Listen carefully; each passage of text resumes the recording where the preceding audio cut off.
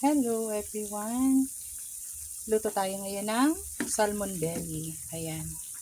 So, syempre nilagyan ko yan ng tanglad na madami tsaka luya. Iba ako mag salmon belly kasi medyo igigisa ko siya. Tapos ilagay ko yung belly para hindi siya ganun siya kalansa. Ayan. And, um, nilalagyan ko ng maraming luya. Ganun ako mag salmon belly. So, this is almost done na. Ilagay na lang natin itong kangkong and then okay na siya. Ang daming kangkong. Gustong gusto ko kasi yung kangkong pag sa mga sinigang. So ito ay sinigang na salmon belly.